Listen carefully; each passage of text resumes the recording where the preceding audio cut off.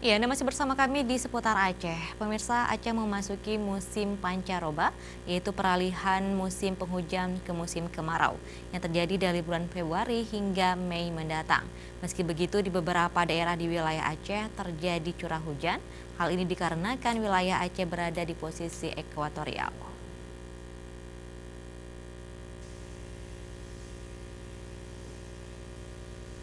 Provinsi Aceh masuk dalam musim pancaroba dan sebagian daerah di Aceh masuk musim ekuatorial, di mana sebagian daerah di Aceh dilanda hujan. Posisi matahari berada di daerah Khatulistiwa.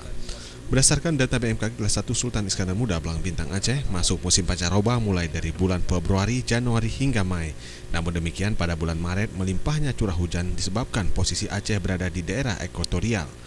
Untuk suhu udara maksimum di wilayah Aceh antara 31 hingga 33 derajat Celcius, sedangkan untuk udara minimum 22 hingga 28 derajat Celcius dengan suhu normal berdasarkan data manual dari BMKG sejak 20 tahun terakhir. Kalau secara keseluruhan kita musim pancaroba, jadi peralihan dari musim kemarau, musim penghujan ke musim kemarau.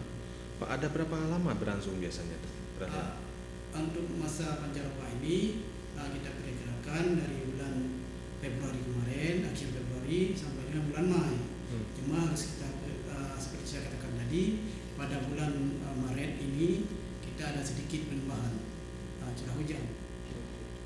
Zakaria menambahkan, musim pancaroba merupakan peralihan musim penghujan yang memberikan dampak dengan sejumlah fenomena, salah satunya dengan kabut tebal yang terjadi antara perubahan suhu bumi dengan permukaan tanah yang mempengaruhi jarak pandang pada pagi hari. Tim Liputan Aceh TV.